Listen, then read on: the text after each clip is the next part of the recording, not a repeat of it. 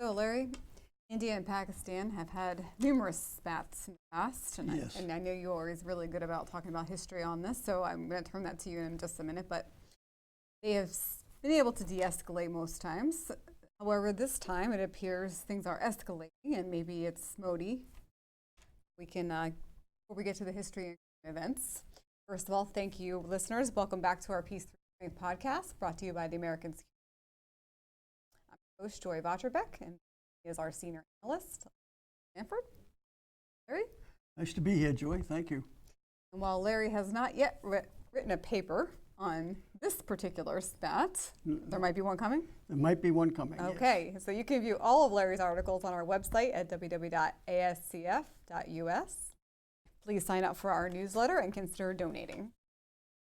You don't want to miss our next upcoming webinar, which will be tomorrow, Thursday, May 8th at 2 p.m. We'll be discussing the Middle East, and as we know, there's quite a bit going on there. So please don't miss that one. Webinar, you can sign up for on our website, also on our newsletter and various social media outlets. Yes, on that particular webinar, our guest speaker is a Colonel Pete McElwain, who is a retired CIA clandestine officer and colonel in the U.S. Army. So he's quite knowledgeable in that neck of the woods. So we're looking forward to that webinar. Yes, thank you for that plug-in, because he did spend time in Tel Aviv, so this ought to be very interesting. So Larry, can you give us a brief little history of India and Pakistan about? Well, at one time it was under the British Raj, R-A-J, under the British rule, but India, Pakistan, part of the world, goes back thousands of years. It's one of the oldest civilizations in the world. And there's been different ethnic groups within that area. And I mean, Alexander the Great came and conquered that part of the world, and they had dynasties. And the Muslims came in around the 700s, 800s, and took over sections of present-day Pakistan, present-day India.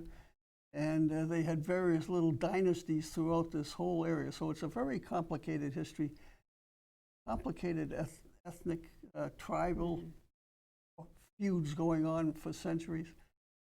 The British were able to take control of the Indian subcontinent primarily because there was so much fighting going on within the groups that they looked for the British for stability. So the British ruled from roughly 1840 something to 1840 as the control, and it was a sort of a benign ruling. There was a couple of incidents that weren't so benign. But basically speaking, it was a stable area. And after World War II, the growing cry for independence of India, subcontinent from colonialism, reached a crescendo when the British realized that they no longer could keep India under. So in 1947, Lord Mountbatten came to India to come up with a plan to decolonize India to become an independent.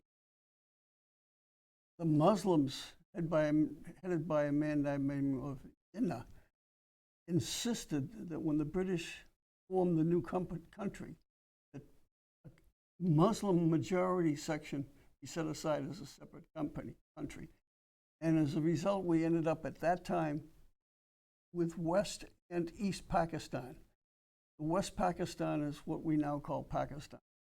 East Pakistan is over the other side of India in what we now call Bangladesh. Both are majority Muslim, Sharia compliant countries. And so when I say Sharia compliant, that means that if you say anything negative about Islam, you're putting your life in danger.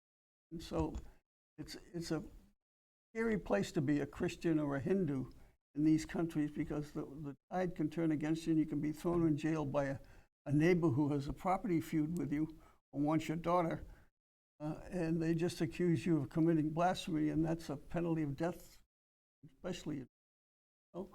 It's fraught with ideologies. And what about the Kashmir region up there? Good debated area that caused this hot spot to start. Good segue. Actually, that's directly related to the British separation of Pakistan from India. Kashmir was a province of India. And the majority of the people there were Muslim, but the ruling class was Hindu. And so it was decided that Kashmir would be divided into the Muslim part and the Hindu part, but it was all going to be part of India. And Pakistan vehemently opposed the concept of India ruling Muslims. And the conflict has continued since 1947, where there's been animosity, there's been a petition. India insists that it's part of India and it's going to stay that way. The Muslims say, no, we're Muslim and we want to be part of Pakistan. And within Pakistan, there's terror groups fermenting trouble in Kashmir to end the Indian rule. And the government of Pakistan, if it doesn't actively support it, it allows these terrorist organizations to operate pretty freely. So the thing that just sparked this most recent conflagration is a tourism. A busload of tourists was stopped by Islamic terrorist group, and they were segregated between Muslim in the bus, Hindus in the bus. And the Hindus were killed. 25 or so of them were killed, and the Muslims were let free. So it was an ideological, religious terror attack. And, you actually walked right into my second question, so thank you. Yes, I was going to say, so the Kashmir Resistance, I understand, is the terrorist group that killed these Hindus. Right. They're not apparently the same as the TTP, which is the other, another terrorist resistance group that's more the Pakistani Taliban type. I think they're up there near the Afghan border. But do they both have similar agendas as far as they're both Sunni Muslims? Yes. They both are against infidels, and Yes. I'm guessing they consider the Hindus. Yes. Actually, hundreds of millions of Hindus have been killed in the course of history by Islamic conquerors. They probably killed more Hindus, Islam probably killed more Hindus than they've killed Christians. Hundreds of millions of Hindus, because there's so many Hindus. Well, we've heard certainly a lot more about that lately. And I think what happened this time, Joy, that why India just recently launched missile and airplane strikes in Pakistan, is that they got a Hindu nationalist leader, Modi, Prime Minister Modi. You referred to him earlier in the conversation. He's not going to put up with Pakistan. Remember a few years ago, terrorists from Pakistan invaded Mumbai, formerly known as Bombay, took over a hotel and slaughtered tens, I forget how many it was, people at least, were murdered. And India didn't really respond aggressively. But then they didn't have Modi as the prime minister or president. He is a Hindu nationalist, and he is not going to allow the Muslims to get away with it. And he has a real political problem because there's like 120 million Muslims within India. So I think it's fourth or fifth in the world as far as number of Muslims. Indonesia being number one, Pakistan number two, three. But anyways, the Hindu president of India has to watch himself because there's so many Muslims living within India, let alone those in Pakistan, with a nuclear bomb. Yes. Well, both Pakistan and India have nuclear bombs, Right. which I'm going to get to that in our Peace Through Strength segment. Okay. But so first thing that kind of keyed me, that I thought maybe this was escalating, was when India said that they were considering turning off the water spout to Pakistan, I guess you could say. Yeah. So I looked on the map to where this, the Indus River is one of them, and there was two others, I believe. And it appears to me that that originates up in the Kashmir, even north of the Kashmir region, which would be in China's area, correct? It does. It originates in China, and both India and Pakistan, referring to the Indus River, but there's other rivers, the Ganges River and a few others, they all originate in the Tibetan highlands, which is now China controlled by China. So question, do you think China will actually offer kinetic military support to Pakistan, or will it just be more diplomatic? I do not know, but Pakistan is in China's pocket. I mean, China's investing lots of money building ports in the Indian Ocean with Pakistan. And actually, some people in Pakistan are pushing back against the infusion of the Chinese because there's no love lost between the Paks and India is historical issue. Yes. But they'll use China as a source of funding and building ports and military aid. Well, I believe that was part of China's Belt and Road Initiative there to run a road or railroad down from China into the port. Into the port, right. And again, not too many years ago, India was sort of in the Soviet Union pocket. With the demise of the Soviet Union and the rise of China, India is getting very concerned about China's encroachments on the borderlands up in the Himalayas. As a matter of fact, a good slug of India in the northeast, China claims to be part of China. And so it's an unresolved issue. So China is very aggressive, and no love lost between China and India either. No. So, but India got the nuclear bomb in '74. Pakistan got it about 10 years later. So they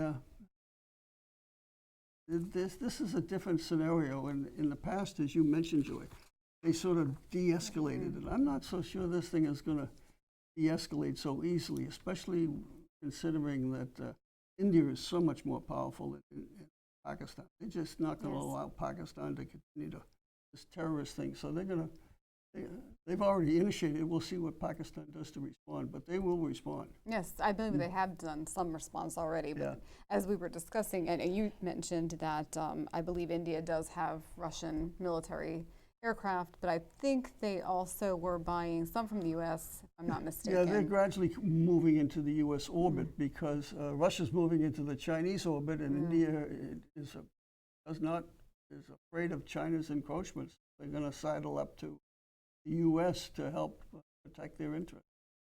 So getting to the peace through strength strategy, U.S. global leadership in the Middle East has been stretched in multiple fronts, not to mention Ukraine, Russia we're dealing with as well, and then of course South China Sea and Taiwan. So do we see, both Pakistan and India, as we have mentioned, have nukes. Where do you see the U.S. role played out in this escalation? Well, I think definitely the U.S. will side with India on this. And it's in our American interest to side with India to help us counterweight the problem of China. And one would point out that India has more population now than China. They're the number one nation in the world, so 1.45 billion people.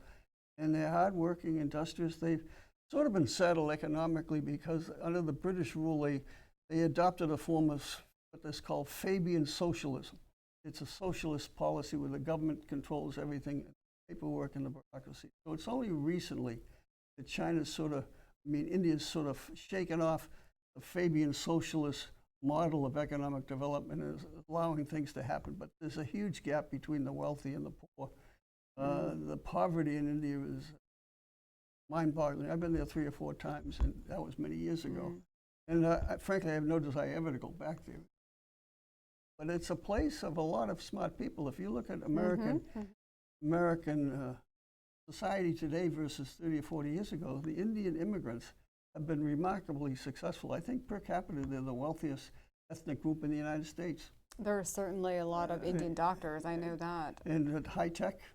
Yes, So, so they're a remarkably intelligent group of people, and they're working their way up to get the economics under control so that they can grow more aggressively than they. It sounds like you're saying if they get away from more of this socialist And government, they're working on it. Growing. Yeah, and they have Modi again. He's a Hindu nationalist, this unifying ideology that they didn't have before. I would note that Apple is now going to have their phones for the United States anyways, manufactured in India. So things are changing. Yes, they are. That's for sure. Well, I didn't have a doubt that the U.S. would be on India's side in this escalation that really Pakistan started. Yeah. So, but my thought was on the nukes because between USSR and the U.S. during the Cold War, and even now, mutual mass destruction is always a key player. Yeah. But is that something that is concerning with Muslims and Pakistanis having I think the call is going to be on Pakistan because India doesn't need the nukes to take out Pakistan. So if Pakistan thinks that their government is going to fall, there's a real danger there. I'm not really too. I don't think that India is going to pull the trigger because they don't have to. It's neither country's Yeah. desire. So. Well, thank you for your brief on that, Larry, and your thoughts and excellent history as usual. Thank you to our listeners. Subscribe, share, and comment your thoughts on how the U.S. should react to the India-Pakistan escalation on our YouTube and Rumble channels. You can also follow us on Twitter, Facebook, and SUBSTACK, and also listen to us on your audio podcast, either with Android or Apple. Thank you again. Thank you, Larry. See us again next time for our Peace Through Strength podcast.